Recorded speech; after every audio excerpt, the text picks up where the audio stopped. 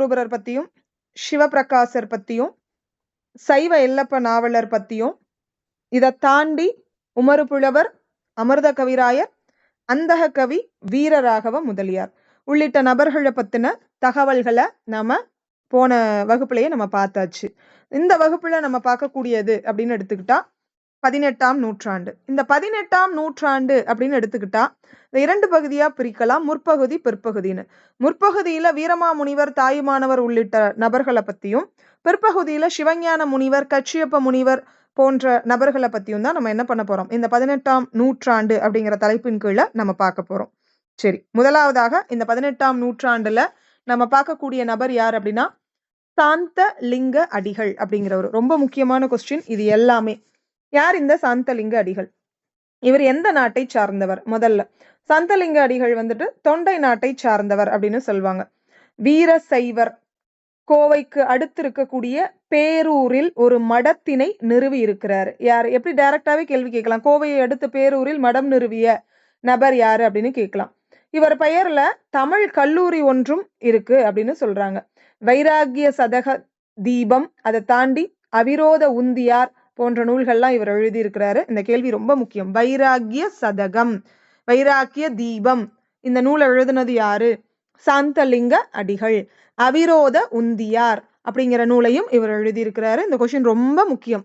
இந்த வைராகிய சதகம் மற்றும் தீபம் ரொம்ப முக்கியமான கொஸ்டின்.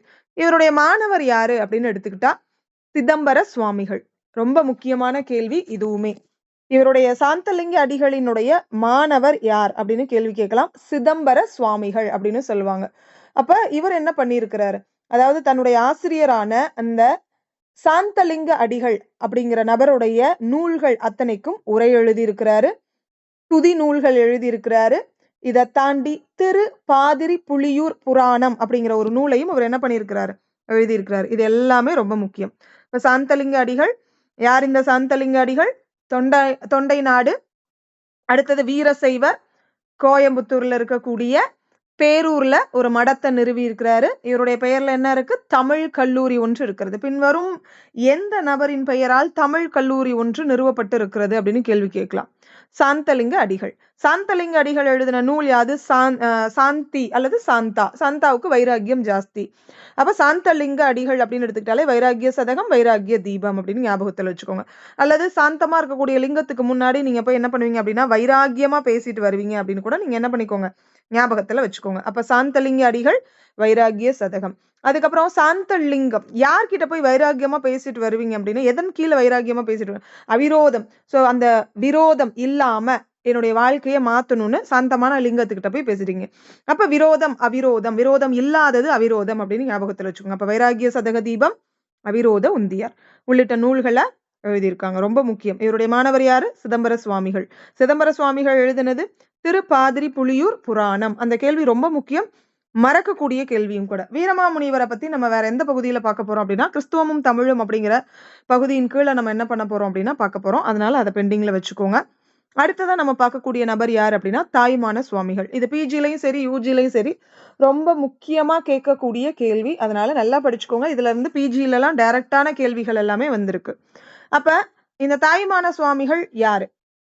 முதலாவது இவருடைய ஊர் எந்த ஊரு? சோழ நாட்டுல உள்ள திருமறைக்காடு அப்படின்னு சொல்லுவாங்க. ஏற்கனவே திருமறைக்காட்டு கதவங்கள் திறக்கிறதுக்கும் மூடுறதுக்கும் பாட்டு பாடினது யாருன்னு தெரியும். திருமறைக்காட்டு கதவத்தை மூடுறதுக்காக பாட்டு பாடினவர் யாரு? திரு ஞான சம்பந்தரர். திறக்கிறதுக்காக பாட்டு பாடினது யாரு? திருநாவுக்கரசர். ரொம்ப முக்கியம். திருநாவுக்கரசர் திறந்த அந்த கதவை தான் பூட்டுறதுக்காக வேண்டி மறுபடியும் திரு ஞான சம்பந்தர் பாடி இருக்கிறாரு அப்படின்னு உங்களுக்கு தெரியும். அப்ப சோழ நாட்டு திருமறைக்காடு அப்படின்னு இந்த இடத்துல உங்களுக்கு கொடுத்திருக்காங்க. ரொம்ப முக்கியமான கேள்விதான். தந்தை யாரு? ரொம்ப முக்கியமான கேள்வி. இதெல்லாம் பழைய 8ஆம் வகுப்பு பாட புத்தகத்திலே இந்த வினாக்கள்லாம் இடம்பெற்று இருக்கிறதுன்னு சொல்லலாம். அப்பா பேரு கேடிலியப்ப பிள்ளை, அம்மா பேரு கெசவல்லி அம்மையார் அப்படின்னு சொல்லுவாங்க. திருச்சிரபுரம் விஜய ரகுநாத சொக்கலிங்க நாயக்கர் கிட்ட கணக்கரா வேலை பார்த்திருக்கிறார். ரொம்ப முக்கியமான கொஸ்டின். திருச்சியில இருந்த தருவாயில தாயுமான சுவாமிகளினுடைய திருவருளால இவர் பிறந்த காரணத்தினாலதான் இவருக்கு பேரே தாயுமான சுவாமிகள். மலைக்கோட்டைக்கு கீழே தாயுமான சுவாமிகள் திருக்கோவில் இருக்கு. அங்க இருக்கக்கூடிய மூலவருடைய பெயர் தாயுமான சுவாமிகள் தான். மௌன குரு அவர்கிட்ட போய் அறிவு பெற்றார். அப்ப தாயுமான சுவாமிகளின் ஆசிரியர் யாரு அப்படின்னு கேட்பாங்க. அல்லது மௌன குருவிடம் ஞான உபதேசம் பெற்றவர் யாரு அப்படின்னு கேள்வி கேட்பாங்க. யாரு அப்படின்னா தாயுமான சுவாமிகள். 2 கேள்வியுமே ரொம்ப முக்கியம்.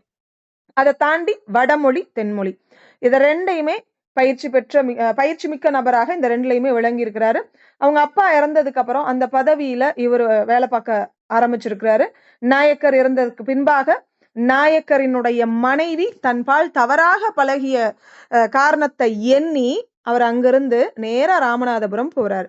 அங்கு ஒரு திருமணமும் பண்ணிக்கிறாரு. ஒரு குழந்தையும் பிறக்குது. மனைவி இறந்து போயிடுறாங்க. இதனால வாழ்க்கையை வெறுத்தவர் துறவு மேற்கொள்ள ஆரம்பிக்கிறாரு. காலம்னு எடுத்துக்கிட்டா 1706ஆம் ஆண்டு தொடங்கி 1744 வரை. குளம்னா இவருடைய குளம் சைவ வேளாளர் குளம். சாந்தலிங்க அடிகள் அப்படின்னு எடுத்துக்கிட்டா தொண்டை நாட்டவர். தாயுமான சுவாமிகள் அப்படின்னு எடுத்துக்கிட்டா சோழ நாட்டை சார்ந்தவர். சோழ நாடு, திருமறைக்காடு, தந்தை கேடியிலையப்ப பிள்ளை, கெசவள்ளி அம்மையார், விஜய ரகுநாத சொக்கலிங்க நாயக்கரிடம் கணக்கராக பணிபுரிந்தவர் யார்? அடுத்த கேள்வி. திருச்சியில இருந்த பொழுது தாயுமான சுவாமிகளினுடைய திருவருளால பிறந்த காரணத்தினாலதான் இவருக்கு தாயுமானவர் அப்படிங்கிற பெயர் உண்டு. தாயுமான சுவாமிகளின் ஆசிரியர் அல்லது தாயுமான சுவாமிகள் யாரிடம் வந்துட்டு அறிவுரை பெற்றிருக்கிறார்னு கேள்வி கேட்கலாம். மௌன குருவிடம். ரொம்ப முக்கியமான கேள்வி அந்த மௌன குரு. வடமொழி, தென்மொழி 2லும் பயிற்சி மிக்க நபர் யாருன்னு கேட்கலாம். தந்தை மறைந்த பின்பாக அந்த பதவியில பணியாற்றிய தருவாயில நாயக்கர் இறந்து போயிடுறாரு. நாயக்கரினுடைய மனைவி இவர்கிட்ட தவறா நடந்துக்க முற்படும் பொழுது அங்கிருந்து ராமநாதபுரம் போய் அங்க ஒரு பொண்ணை திருமணம் பண்ணிக்கிட்டு ஒரு குழந்தைய பெற்றெடுத்த அந்த அம்மா இறந்து போயிடுறாங்க. இதனால துறவு மேற்கொள்கிறார். ரொம்ப முக்கியம். சைவராக இருந்தாலும் சரி, சித்தராகவே காட்சி அளித்த பெருமான். ரொம்ப முக்கியமான கொஸ்டின். ஆனா சித்தர்கள் போல இறையுரு, இறைவன் திருக்கோயில் இவற்றுடனே இவர் என்ன பண்ணல அப்படின்னா சச்சரவு செய்யல. சித்தர்கள் எப்பொழுதுமே என்ன பண்ணுவாங்க அப்படின்னா இறைவனினுடைய உருவ அவங்க எண்ணவே மாட்டாங்க. உள்ளமே பெரும் கோவில், ஊனுடமே பெரும் ஆலயம் அப்படின்னு சொல்லி வழிபாடு செய்யக்கூடியவங்க. அந்த மாதிரியான எந்த சச்சரவுகளும் கோவிலே தேவையில்லை அப்படின்னு சொல்லக்கூடிய வாக்கு சித்தர் வாக்கு. இறைவன் நமக்குள்ளாரதான் இருக்கிறாருன்னு சொல்லக்கூடிய வாக்கு சித்தர் வாக்கு. அந்த மாதிரி எந்த பிரச்சனையும் இவர் பண்ணல. பக்தியில முக்கியத்துவம் வைக்காம மெய்ஞானத்துல மிகுந்த பற்று கொண்டு இறைவன் ஒருவன் அப்படிங்கிற நெறியில போனவர் யார் அப்படின்னு கேள்வி கேட்டா தாயுமான சுவாமிகள். மாறுபட்ட சமய போக்கை ஒருமை உணர்வோடு கண்டு சமரச சன்மார்க்க சங்கத்தை முதல் உலகினுக்கு அளித்தவர். ரொம்ப முக்கியமான வினா இந்த வினா. மாறுபட்ட சமய போக்கை ஒருமை உணர்வோடு கண்டு சமரச சன்மார்க்கத்தை முதலில் உலகிற்கு அளித்தவர் யார் அப்படிங்கிற கேள்வி கேட்பாங்க. இதனாலதான் ராமலிங்க அடிகளாரால் பெரிதாக பேசப்பட்டவர் அப்படின்னு சொல்லலாம். ரொம்ப முக்கியமான கேள்வி. ராமலிங்க அடிகளாரால் பெரிதும் ஏத்த பெற்றவர் யார் அப்படின்னு கேள்வி கேட்கலாம். யாரு? தாயுமான சுவாமிகள். சித்தாந்தத்தையும் வேதாந்தத்தையும் சமரசப்படுத்திய சால்பினர் அப்படின்னு சொல்லலாம். இவருடைய பாடல்களின் தொகுதி தாயுமானவர் பாடல்கள். இந்த கேள்வி டைரக்டாவே உங்களுக்கு என்ன பண்ணிருக்காங்க, நேரடியாகவே PGTRBல உங்களுக்கு கேள்வி கேட்டிருக்காங்க. தமிழ் மொழியின் உபநிடதம் என்று பாராட்டப்படக்கூடிய நூல் யாருடையது அப்படின்னு கேள்வி கேட்பாங்க. தாயுமானவர் பாடல்கள். தாயுமானவருடைய பாடல்கள் ரொம்ப முக்கியமானது. பாடல்களின் எண்ணிக்கை யாராவது சொல்ல முடியுமா? 1452 பாடல்கள். Very good. சைவத்தின் பரந்த பெரும் நோக்கை இவருடைய பாடல்கள் பிரதிபலிக்கக்கூடிய வண்ணம் இருந்திருக்கு. சித்தாந்த கருத்துக்கள், சைவத்தின் உண்மைகளும் யோக நெறியும் கொண்ட ஒரு நூல் இவருடையது அப்படின்னு சொல்லலாம். எவர் வாழ்வின் குறிக்கோளும் எவ்வாறு இருக்க வேண்டும்னு இவர் சொல்றார். எப்படி இருக்கணும்? எல்லாரும் இன்புற்று இருக்க நினைப்பதுவே அல்லாமல் வேறொன்றும் அறியேன் பராபரமே அப்படின்னு சொல்றார். ரொம்ப முக்கியமான கேள்வி. பராபரமே அப்படின்னாலே இவர்தான். இவர் மட்டும்தான் பராபரமே பாடினாரெல்லாம் இல்ல. இவருக்கு கீழே வந்த நிறைய பேர் பாடியிருக்காங்க. எல்லோரும் இன்புற்று இருக்க நினைப்பதுவே அல்லாமல் வேறொன்றும் அறியேன் பராபரமே அப்படின்னு தான் ஒருத்தருடைய வாழ்வினுடைய குறிக்கோளாக இருக்கணும். அது யாருடைய வாழ்க்கையாக இருந்தாலும் சரி, எல்லோரும் மகிழ்ச்சியாக இருக்கணும்னு நம்ம நினைக்கணும். எண்ணம் போல் வாழ்க்கை. நம்ம மற்றவங்களை எப்படி நினைக்கிறோமோ அதே வாழ்க்கை தான் நமக்கும் கிடைக்கும் அப்படிங்கிறது இவருடைய கொள்கை. அதனாலதான் இப்படி ஒரு பாட்டை அவர் என்ன பண்ணிருக்கிறார், பாடிட்டு போயிருக்கிறார். யாருக்கு இந்த மனசு வரும்? இறைவனை வழுத்தும் எளிய முறைய இவர் எடுத்து சொல்றாரு. நெஞ்சமே கோயில், நினைவே சுகந்தம், அன்பே மஞ்சனம் நீர், பூசை கொள்ள வாராய் பராபரமே அப்படின்னு சொல்லி பாடியிருக்கிறார். மற்ற சித்தர்கள் வாக்குதான் இவருமே. நெஞ்சமே கோவில், நினைவே சுகந்தம். இந்த கேள்வி ரொம்ப முக்கியமான கேள்வி. பாத்துக்கோங்க. ஏன்னா தன்னுடைய மனசையே வந்துட்டு ஆலயமாக மாத்தி என்ன பண்ணிருக்கிறாரு அப்படின்னா வந்துட்டு தன்னுடைய அன்பையே வந்துட்டு பூசை நீராக கொண்டு ஏத்தி இருக்கிறாரு. இந்த கேள்வி ரொம்ப முக்கியமான கேள்வி. அடுத்த கொஸ்டின். ஆண்டவனை அடைய அன்பு நெறியே ஏற்றது அப்படிங்கிற ஒரு கான்செப்ட் இவர்கிட்ட இருந்திருக்கு. அப்ப அப்படிங்கிற நெறி ஆண்டவனை அடைய கண்டிப்பா அன்பு நெறிதான் சிறந்தது அப்படின்னு சொல்லக்கூடிய நபர் யாருன்னு கேள்வி கேட்கலாம். ராமலிங்க அடிகளார், தாயுமான சுவாமிகள் இப்படிலாம் கேட்கும் பொழுது நமக்கு எவ்வாறு வினாக்கள் வந்துட்டு நமக்கு குழப்பத்தை ஏற்படுத்தும் அப்படின்னா நமக்கு டைரக்டா யாரை பத்தி நம்ம பேசிடுவோம். ராமலிங்க அடிகளார்னு கூட நம்ம போட்டுருவோம். அப்ப ஆண்டவனை அடைய அன்பு நெறியே ஏற்றது அப்படிங்கிற கொள்கையை கொண்டவர் பின்வருவனவற்றுள் யார் அப்படின்னு கேள்வி கேட்கலாம். வீண் சடங்குகளிலும் விதண்டாவாதங்களிலும் மனம் செலுத்துவது வேண்டாதது அப்படின்னு சொல்றாரு. ஆசைக்கோர் அளவில்லை அப்படிங்கிற ஒரு பாடலையும் அவர் பாடியிருக்கிறாரு. இந்த பாடல் ரொம்ப முக்கியமான பாடல். ஆசைக்கோர் அளவில்லை அகிலமெல்லாம் கட்டி ஆளினும் கடல் மீதினிலே ஆணை செலவே நினைவர் அழகேசன் நிகராக அம்பொன் மிக வைத்த பேரும் நேசித்த ரசவாத வித்தை களைந்திடுவர் அப்படின்னு ஒரு பாடல் பாடியிருக்கிறார். அது என்ன ஆசைக்கு ஒரு அளவில்லை, அதாவது ஆசைக்கு ஒரு எல்லையே இல்லை. இன்னைக்கு நம்ம 100 ரூபாய் சம்பாதிச்சிருக்கோம், நமக்கு தேவையான வாழ்க்கை முறை, அதாவது அன்றாடம் அதுக்கு கூட இல்லாத நபர்கள்லாம் நிறைய பேர் இருக்காங்க. இருந்தாலும் நமக்கு இன்னும் அதிகமா வேணும் அப்படின்னு நம்ம முற்படுறோம் இல்லையா? அதுதான் ஆசை அப்படின்னு சொல்லுவோம். நமக்கு உண்டான பொருள் போதும் அப்படின்னு இறைவன் கிட்ட நம்ம என்னைக்காவது நன்றி தெரிவிச்சிருக்கோமா? ஆனா கிடையாது. நமக்கு அது வேணும் இது வேணும்னு தான் இறைவனை நம்ம என்ன பண்றோம், எந்நேரமும் போய் வழிபாடு செய்யறோம். அதனாலதான் ஆசைக்கு ஒரு அளவில்லை அகிலமெல்லாம் கட்டி ஆளினும் அப்படின்னு சொன்னவர் யார்? தாயுமான சுவாமிகள். அப்ப அகிலமெல்லாம் இந்த உலகம் முழுவதையும் தன்வசப்படுத்தி கொண்டாலும் ஒரு மனிதனினுடைய ஆசைக்கு அளவே இல்லை. கடல் மீதினிலே ஆணை செலவே நினைவர். கடலின் மீதும் ஆதிக்கம் செலுத்தவே நினைப்பார்கள். அவர்களுடைய ஆசை அடங்காமல் உலகத்தையே அவர்களுக்கு கீழாக கொண்டு வந்தாலும் கடல் பாக்கி இருக்குல்ல, கடல் மீதும் என்னுடைய ஆதிக்கம் இருக்க வேண்டும் அப்படின்னு மனுஷங்க நினைப்பாங்களாம். அததான் கடல் மீதினில் ஆணை செலவே நினைவர் அப்படின்னு சொல்லியிருக்கிறார். அழகேசன் நிகராக அம்பொன் மிக வைத்த பேரும். குபேரனை போல அழகேசன் குபேரன். அப்ப குபேரனை போல மிகவும் பொன்னையும் செல்வத்தையும் வைத்திருப்பவர்களும், அதனாலதான் அழகேசன் நிகராக அம்பொன் மிக வைத்த பேரும். அழகேசன் அந்த இடத்துல யாரை குறிக்கக்கூடிய பெயர்? யாரை குறிக்கக்கூடிய பெயர்? குபேரனை குறிக்கக்கூடிய பெயர் அழகேசன். அழகேசன் அப்படின்னா யாரு? குபேரன். அழகேசன் நிகராக அம்பொன் மிக வைத்த பேரும். குபேரனை போல மிகவும் பொன்னையும் செல்வத்தையும் வைத்திருப்பவர்களும் நேசித்து ரசவாத வித்தை களைந்திடுவர். ரசவாத வித்தையை கற்று அதை செய்ய முயற்சி செய்வார்கள் அப்படின்னு சொல்றாங்க. அதனால ஆசையே துன்பத்திற்கு காரணம் அப்படிங்கிற ஒரு கருத்தை இவர் முன் வச்சிருக்கிறாரு. இவருடைய கருத்து பௌத்தத்துல சொல்லப்படக்கூடிய கருத்துக்களோடு தொடர்புடையதாக சொல்லலாம். அப்ப பாடல் என்னது? ஆசைக்கோர் அளவில்லை அகிலமெல்லாம் கட்டி ஆளினும் கடல் மீதினிலே ஆணை செலவே நினைவர் அழகேசன் நிகராக அம்பொன் மிக வைத்த பேரும் நேசித்த ரசவாத வித்தை களைந்திடுவர் அப்படிங்கிற பாடல். இந்த பாடல் பாடினது யாரு அப்படின்னு கேள்வி கேட்கலாம்.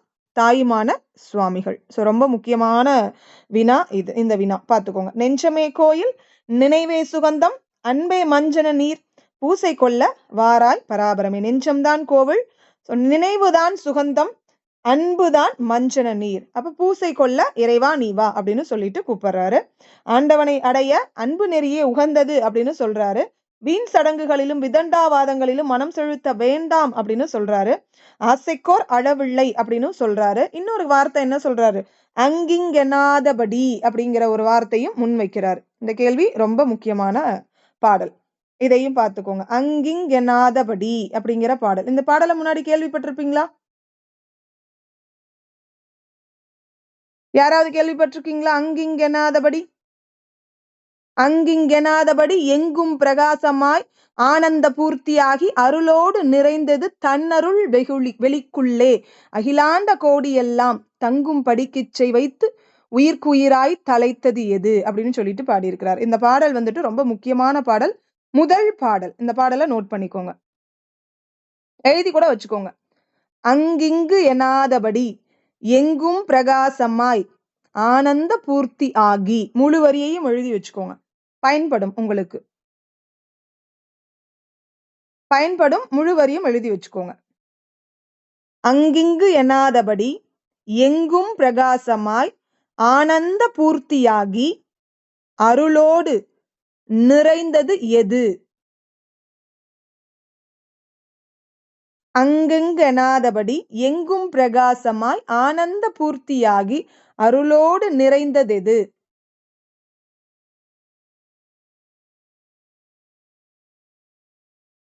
அதாவது அங்கொன்னு இங்கொன்னுமா அப்படி இல்லாம எங்கும் பிரகாசமாக ஆனந்தமயமாக அருளோடு நிறைந்தது எது அப்படின்னு சொல்லி கேள்வியாக இது கேட்கிறார். இந்த கேள்வி ரொம்ப முக்கியம். பாடல் ரொம்ப பெரிய பாடல். இந்த 4 வரினாவது நீங்க எழுதிக்கோங்க. முக்கியமான பாடல். பாடல் 1 இது. அங்கிங்கெனாதபடி எங்கும் பிரகாசமாய் ஆனந்த பூர்த்தியாகி அருளோடு நிறைந்தது எது. தன்னருள் வெளிக்குள்ளே தன்னருள் வெளிக்குள்ளே அகிலாண்ட கோடியெல்லாம் அகிலாண்ட கோடியெல்லாம் தங்கும்படி கிச்சை தங்கும்படி கிச்சை வைத்து தங்கும்படி கிச்சை வைத்து உயிருக்கு உயிராய் தழைத்தது எது. உயிருக்கு உயிராய் தழைத்தது எது.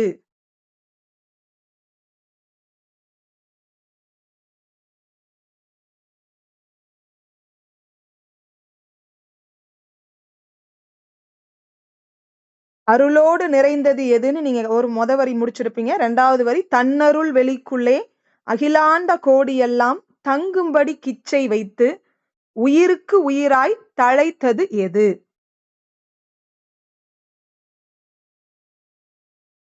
இந்த பாடல் வரி ரொம்ப முக்கியமான வரி, பார்த்துக்கோங்க.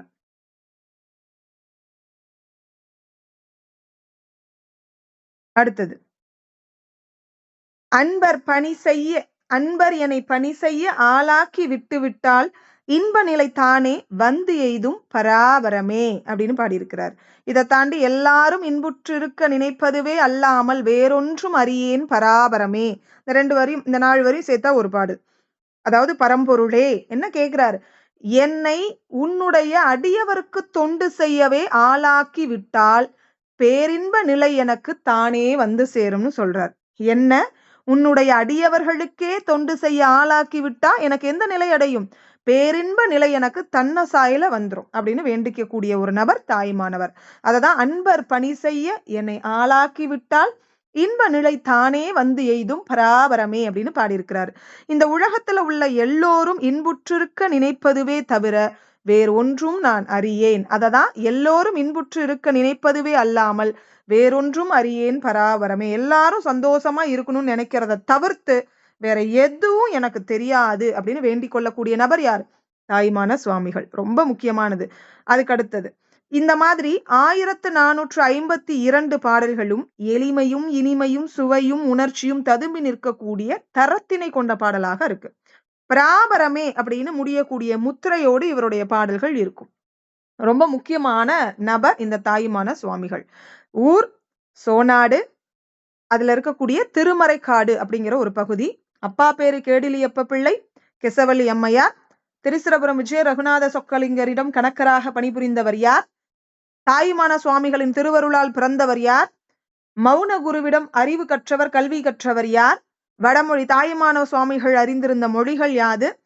அதே மாதிரி இவர் எந்த ஊர்ல திருமணம் பண்ணிக்கிட்டார். தாயுமான சுவாமிகள் எங்க போய் திருமணம் பண்ணிக்கிட்டார். ராமநாதபுரம் போய் அங்க இருக்கக்கூடிய ஒரு பெண்ணை திருமணம் பண்ணிக்கிட்டாரு. இதை தாண்டி இவர் வாழ்ந்த காலம், இவருடைய குலம் இதெல்லாம் கொடுத்திருக்கிறாங்க. ராமலிங்க அடிகளால் பெரிதும் ஏத்த பெற்றவர் யார் அப்படின்னு கேள்வி கேட்கலாம். இவருடைய பாடல்கள் தாயுமானவர் பாடல்கள் அப்படின்னு அழைக்கப்படுகிறது. அதை தாண்டி தமிழ் மொழியின் உபநிடதம் அப்படின்னு போற்றப்படக்கூடிய நூல் யாருடையது. தாயுமான சுவாமிகள். ரொம்ப முக்கியமான பாடல்கள் இந்த தமிழ் மொழியின் உபநிடதம். நிறைய பாடல்கள் பாடியிருக்கிறார். எல்லோரும் இன்புற்றிருக்க நினைப்பதுவே அல்லாமல் வேறொன்றும் அறியேன் பராபரமே, நெஞ்சமை கோயில் நினைவே சுகந்தம் அன்பே மஞ்சன நீர் பூசை கொள்ள வாராய் பராபரமே, ஆண்டவனை அடைய அன்பே நெறி. இந்த மாதிரி நிறைய பாடல்களை பாடியிருக்கிறாரு. இவருடைய பாடல் எண்ணிக்கை வேற எதுலையும் கேட்க மாட்டாங்க. கண்டிப்பா இவருடைய பாடல் எண்ணிக்கை கண்டிப்பா இந்த இதுல இருந்து கேட்பாங்க. அதனால தயவு செஞ்சு அதை நல்லா படிச்சு வச்சுக்கோங்க, பார்த்துக்கோங்க. சரி, அடுத்தது திரிகூட ராசப்ப கவிராயர். யார் இந்த திரிகூட ராசப்ப கவிராயர். பாண்டிய நாட்டு மேலகரம் அப்படிங்கிற ஊரு. சரி, இவருடைய மனைவி பெயர் யாருக்காவது தெரியுமா. மனைவி பெயர் யாருக்காவது தெரியுமா. தாயுமானவரினுடைய மனைவி பெயர் பழைய ஸ்கூல் புக்ல இருக்கு, தெரியாதுங்க மேம். பழைய ஸ்கூல் புக்ல இருக்கு, தெரியுங்களா? மட்டுவார் குழலி. மட்டுவார் குழலி, குழலி. Very good. மட்டுவார் குழலி என்ற பெண்ணை திருமணம் பண்ணிக்கிறார். அந்த அரசி பேரு மீனாட்சி. இவர் மீது மோகம் கொண்ட அரசி பெயர் என்ன அப்படின்னா வந்துட்டு ராணி மீனாட்சி. அதாவது இந்த நாயக்க மன்னர் இறைவனடி சேர்ந்ததும் ராணி மீனாட்சி பொறுப்பேற்று நிர்வாகம் செய்யக்கூடிய தருவாயில தான் அரசு கணக்கராக இந்த தாயுமானவர் பணியாற்றி வந்திருக்கிறாரு. அரசு பணியிலிருந்து தன்னை விடுவிச்சுட்டும் இருக்கிறாரு. ஏன்னா அந்த பெண் தன்னிடம் தவறாக பழகுறாங்க அப்படின்னு தெரிஞ்சு ராமநாதபுரத்துல போயிட்டு அங்க இருக்கக்கூடிய தருவாயில தான் மௌனகுரு சுவாமிகளின் ஆசிகளோடு மட்டுவார் குழலி அப்படிங்கிற பெண்ணை திருமணமும் பண்ணிக்கிறார். இதுக்கப்புறம் இவங்களுக்கு ஒரு குழந்தை பிறக்குது. அந்த குழந்தை பேரு கனக சபாபதி. அதையும் பார்த்துக்கோங்க. கனக சபாபதி. அடுத்தது ஏதாவது டவுட் இருக்கா? திரிகூட ராசப்ப கவிராயர், பாண்டி நாடு. இந்த பாண்டிய நாட்டுல மேலகரம் அப்படிங்கிற பகுதியில பிறந்திருக்கிறாரு. குற்றால குறவஞ்சி இவருடைய புகழ்மிக்க ஒரு படைப்புன்னு சொல்லலாம். ரொம்ப முக்கியமான கேள்வி. திரிகூட ராசப்ப கவிராயர்னாலே குற்றால குறவஞ்சி ரொம்ப முக்கியம். அது உங்களுக்கு தெரிஞ்ச ஒரு விஷயம் தான். ஸோ குற்றாலத்தின் மீது மாலை பாடியிருக்கிறாரு, ஸ்லேடை பாடியிருக்கிறாரு, யமக அந்தாதி பாடியிருக்கிறாரு, குற்றாலத்தை பத்தி தழபுராணம் இதெல்லாமே பாடியிருக்கிறாரு. பிற்கால நாடக இலக்கிய வகைக்கு வழிகாட்டியவர் யார்? இந்த கேள்வி ரொம்ப முக்கியம். பெருவாரியாக இதெல்லாம் நம்ம கடந்துட்டு போறோம். இந்த மாதிரி கேள்வியை தான் பெருவாரியாக என்ன பண்றாங்க, வினாக்களா கேட்கிறாங்க. பிற்கால நாடக இலக்கிய வகைக்கு வழிகாட்டியாக திகழ்ந்த நபர் யார் அப்படின்னு கேட்கலாம். திரிகூட ராசப்ப கவிராயர், குறவஞ்சி மேடு நாயக்க மன்னர்கள் இவர்களுக்கு கொடுத்த பரிசு. இன்னைக்குமே அது இருக்கு. குற்றால குறவஞ்சி இயற்றினதுக்காக இந்த பரிசை கொடுத்திருக்காங்க. இன்னைக்குமே இந்த இடம் இருக்கு அப்படின்னு நமக்கு தெரியும். கொட்டையூர் சிவக்கொழுந்து தேசிகர் கும்பகோணத்திற்கு அடுத்து இருக்கக்கூடிய ஒரு ஊர் தான். தஞ்சை பெருவுடையார் உலா, கோட்டீஸ்வர கோவை, சரபேந்திர பூபால குறவஞ்சி, சிவக்கொழுந்து தேசிகர் எழுதின ரொம்ப முக்கியமான ஒரு நூல் சரபேந்திர பூபால குறவஞ்சி. இந்த நாடகம் மூன்றும் படைத்த ஒரு நபர் யார் அப்படின்னா கொட்டையூர் சிவக்கொழுந்து தேசிகர். சரபோஜி மன்னரினுடைய அரசவை புலவராக இருந்தவர் யார் அப்படிங்கிற கேள்வியும் கேட்கப்படலாம். இதுவும் ரொம்ப முக்கியமான கொஸ்டின்.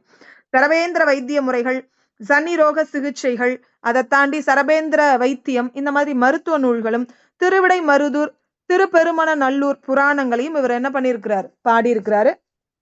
திருப்பாதிரி புலியூர் புராணம் பாடினது யார்? சாந்தலிங்க அடிகள். திருப்பெருமண நல்லூர் புராணம் பாடினது யாரு? கொட்டையூர் சிவக்கொழுந்து தேசிகர். திருப்பெருமண நல்லூரில் இறைவனடி சேர்ந்தவர் யார்? அடுத்த கேள்வி. திரு ஞான சம்பந்தரர் அப்படிங்கிற நபர் உங்களுக்கு தெரியும். கொட்டையூர் சிவக்கொழுந்து தேசிகர் அப்படின்னு எடுத்துக்கிட்டா எந்த ஊரு? கும்பகோணத்திற்கு அடுத்து இருக்கக்கூடிய அந்த கொட்டையூர் அப்படிங்கிற ஊர்ல பிறந்திருக்கிறாரு. தஞ்சை பெருவுடையார் உலா பாடி இருக்கிறாரு. இந்த கேள்வியும் ரொம்ப முக்கியமானதுதான். கோட்டீஸ்வர கோவை, இதை ரெண்டை விட மிகுந்த முக்கியமா வாய்ந்த ஒரு வினா அப்படின்னா சரபேந்திர பூபால குறவஞ்சி. குறவஞ்சியிலே இந்த கேள்வி டைரக்டாவே உங்களுக்கு கேட்பாங்க. சரபேந்திர பூபால குறவஞ்சியின் ஆசிரியர் யார்?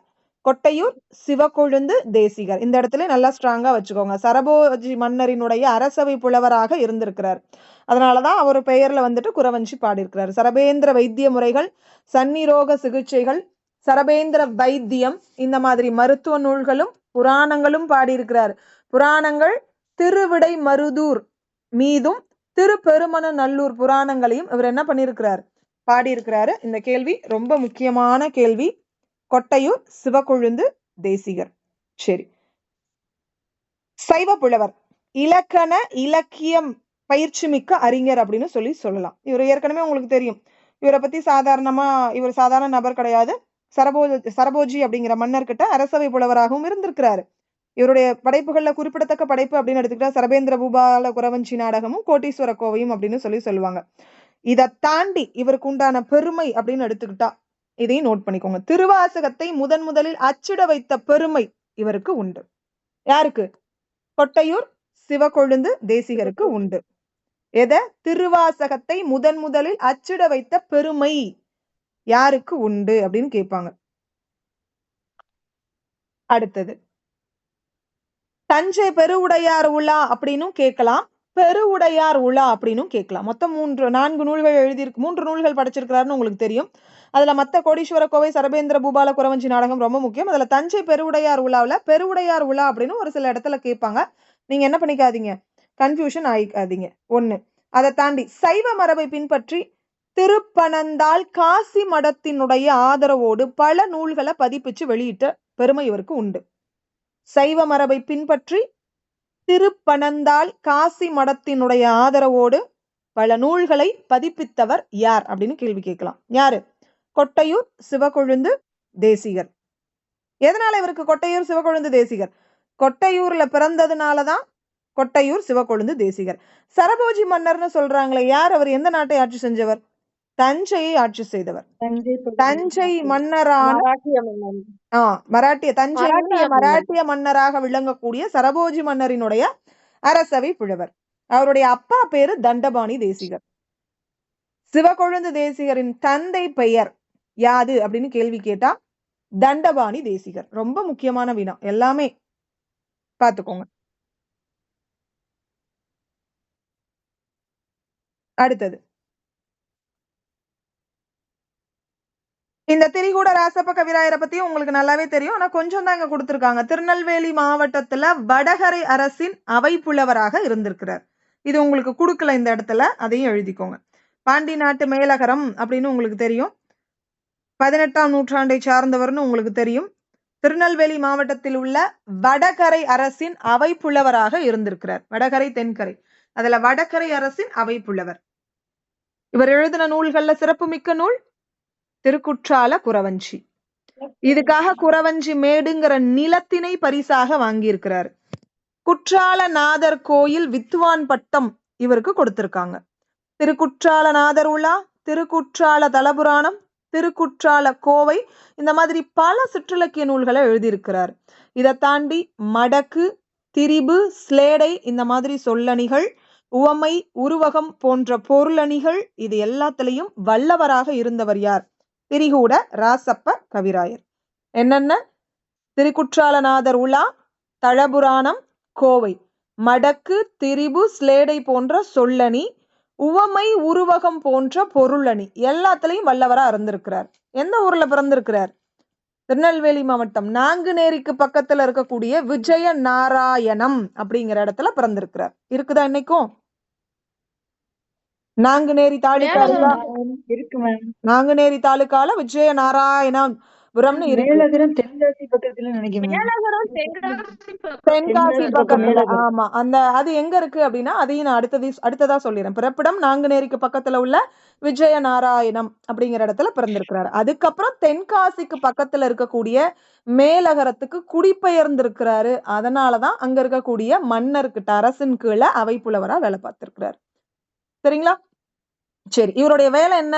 திருக்குற்றாலநாதர் கோவில்ல பூமாலை கட்டுதல், உளவார பணிகள் செய்தல். உளவார பணிகள் செய்தல்னா உங்களுக்கு தெரியும், கோவில்களை சுத்தம் செய்யக்கூடிய பணி. வடகரை மன்னன் சின்னஞ்சாத்தேவர் அப்படிங்கிற நபர் மற்றும் மதுரை சொக்கலிங்க நாயக்கரினுடைய ஆதரவை பெற்ற ஒரு நபர்.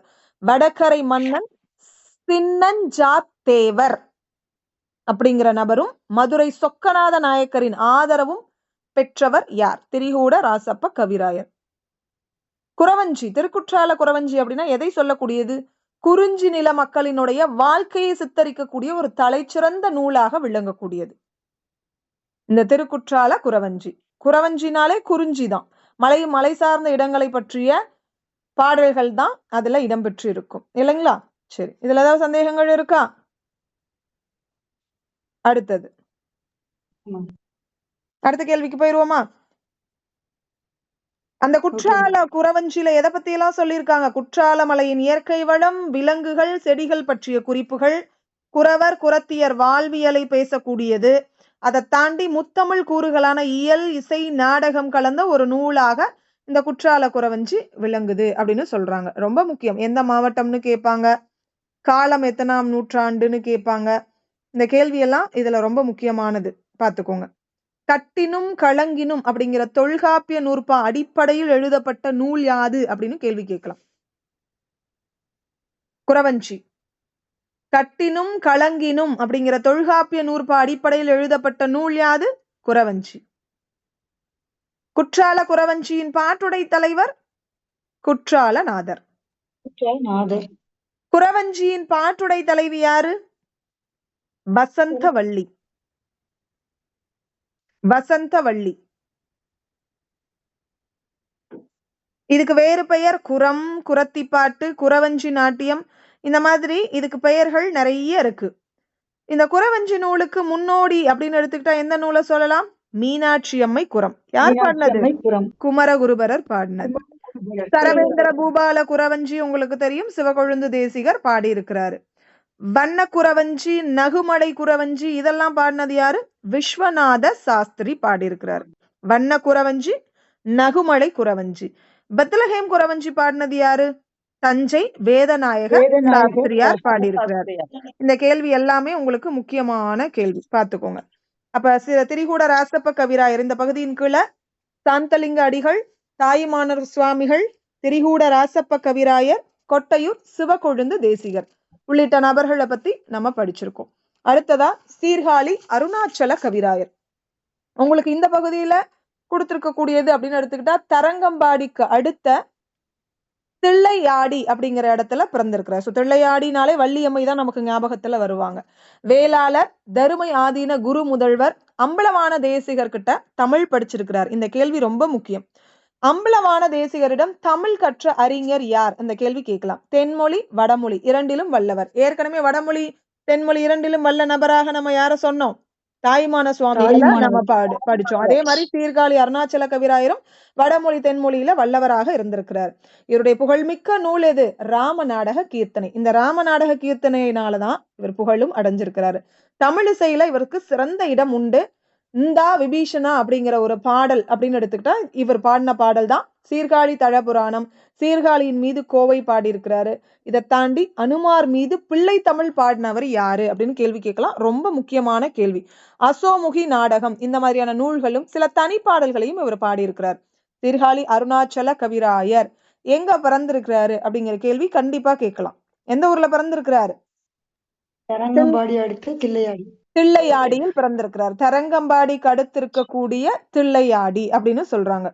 அதை தாண்டி சீர்காழியில வாழ்ந்து கர்நாடக இசையில பல இசை பாட்டுகள் இயற்றியும் பாடியும் பெரும்புகழ் பரப்பிய இசை முன்னோடி. அதனாலதான் இவருக்கு பேரு சீர்காழி அருணாச்சல கவிராயர் அப்படின்னு சொல்லுவாங்க. கர்நாடக இசையில மும்மூர்த்திகள் அப்படின்னு போற்றப்படக்கூடிய நபர்கள் யாரு?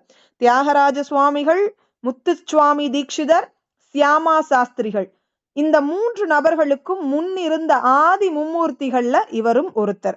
இவர் இயற்றிய பாடல்கள் தமிழ்ல இருக்கு. கர்நாடக ஆதி மும்மூர்த்திகள் எனப்படக்கூடிய நபர்கள்ல அருணாச்சல கவிராயர், மாரிமுத்தா பிள்ளை, முத்து தாண்டவர் இவங்கெல்லாம் குறிப்பிடத்தக்கவர்கள். அப்ப இவர் வந்துட்டு கர்நாடக ஆதி மும்மூர்த்திகள்ல ஒருத்தர். இது நமக்கு கர்நாடக இசையில மும்மூர்த்திகள் அப்படின்னு போற்றப்படக்கூடிய நபர்கள் தியாகராஜ சுவாமிகள், முத்துசுவாமி தீட்சிதர், சியாமா சாஸ்திரிகள். இவங்க மூன்று பேருக்கு முன்பாக 3 நபர்கள் இருந்திருக்காங்க. அந்த 3 நபர்கள்ல இவரும் ஒருத்தர். அப்ப இப்ப பேசக்கூடிய நபர்கள் இப்ப நம்ம தியாகராஜ பாகவதர்னா நமக்கு ரொம்ப இம்பார்ட்டன்ட். அவருக்கு முன்னோடியாக அவர் இருந்திருக்கிறாரு அப்படின்னு சொல்லி ஞாபகத்துல வச்சுக்கோங்க. அவ்வளவுதான். சும்மா அருணாச்சல கவிராயர், தில்லையாடி, கார்காத்த வேளாளர் குலம், நல்ல தம்பி வள்ளியம்மை இவங்களுக்கு 4வது மகனாக பிறந்திருக்கிறாரு. இளமையிலேயே கவி பாடக்கூடிய புலமையும் பாடல்களை இசையோடு பாடக்கூடிய ஆற்றலும் இவருக்கு இளமையிலேயே இருந்திருக்கு. இதை தாண்டி நூல் பயன்களை இசையுடன் சொற்பொழிவாற்றக்கூடிய திறமையும் இவருக்கு இருந்திருக்கு. அருணாச்சல கவிராயரினுடைய பல புலமை திறன்களை தர்மபுர ஆதீன தலைவர் ரொம்ப அதிகமா மதிச்சிருக்கிறார். அதனால இந்த அருணாச்சல கவிராயரை சீர்காழிக்கு கூட்டிட்டு போய் குடும்பத்தோட தங்கறதுக்கு தகுந்த வசதிகளையும் செஞ்சு கொடுத்திருக்கிறார். சீர்காழியில வாழ்ந்ததுனாலதான் இவருக்கு என்ன பெயர்? சீர்காழி அருணாச்சல கவிராயர். ஆனா அவர் பிறந்த இடம் எந்த ஊரு? தில்லையாடி அப்படிங்கிற இடத்துல பிறந்திருக்கிறாரு. மாணவர்களுக்கு பாடம் சொல்லி கொடுத்தது மட்டும் இல்லாம பல நூல்களையும் இயற்றி இருக்கிறாரு. இவர் படைப்புகள்ல ராம நாடக கீர்த்தனை அப்படிங்கிற ஒரு நூல் தான் அழியாத புகழை ஏற்படுத்தி கொடுத்திருக்கு. இவருடைய காலம்னு எடுத்துக்கிட்டா கிட்டத்தட்ட எத்தனை வருஷம் வாழ்ந்திருக்கிறாருன்னா 67வது வயதுல தான் இவர் இறந்து போயிருக்கிறாரு. அசோமுகி நாடகம், சீர்காழியின் மீது தழபுராணம், சீர்காழியின் மீது கோவை, களம்பகம், அந்தாதி இதெல்லாம் பாடியிருக்கிறாரு.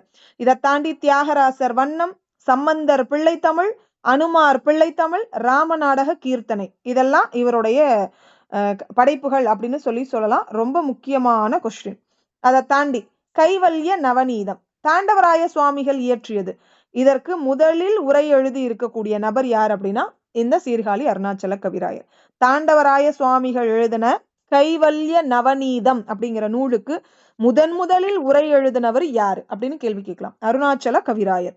இந்த உரையே மிகச் சிறந்தது அப்படின்னு சொல்லுவாங்க. ரொம்ப முக்கியமான கொஸ்டின், பாத்துக்கோங்க. அருணாச்சல கவிராயர் 258 இசை பாடல்கள்ல ராமாயண கதைய நாடக வடிவுல வடிச்சமைச்சிருக்கிறார். கீர்த்தனைகளால தமிழ்ல முதல்ல இசை நாடகம் படைத்தவர் யார் அப்படின்னாலும் அருணாச்சல கவிராயர் தான். ஒரு கதைய சுவையா மக்களுக்கு சொல்வதற்கு கீர்த்தனைகள் ஏற்றது அப்படின்னு நிரூபிச்சு காட்டினவரும் இவர்தான். அருணாச்சல கவிராயரது ராம நாடக கீர்த்தனை திருவரங்கம் அரங்கநாதர் கோவில், அதாவது ஸ்ரீரங்கத்துல உள்ள ரங்கநாத பெருமான் கோவில்ல தான் அரங்கேற்றம் செய்யப்பட்டது. மக்கள் ராமநாடக கீர்த்தனைகளை கேட்டு சந்தோஷப்பட்டிருக்காங்க. அருணாச்சல கவிராயருக்கு ராமாயண கவிஞன் அப்படிங்கிற ஒரு பட்டமும் மக்களால் வழங்கப்பட்டிருக்கு. ராமநாடக கீர்த்தனை அப்படிங்கிற நூலுக்கு பின்பாக ராமநாடகம் அப்படின்னும் சங்கீத ராமாயணம் அப்படின்னும் பிற்காலத்துல அதே நூல் அழைக்கப்பட்டிருக்கு. ராமநாடக கீர்த்தனைங்கிற நூல் ராமநாடகம் அப்படின்னும் ராமாயணம் சங்கீத ராமாயணம் அப்படின்னும் அழைக்கப்பட்டிருக்கு. ரொம்ப முக்கியமான கொஸ்டின், இது எல்லாமே பாத்துக்கோங்க. இதுல ஏதாவது சந்தேகங்கள் இருக்கா? இதெல்லாம் வந்துட்டு சீர்காழி அருணாச்சல கவிராயர் பாடின பாடல்கள். ஏதாவது சந்தேகங்கள் இருக்கா? சரி, அழகர் கிள்ளை விடும் தூது பாடிய சொல்லுங்க மேம்.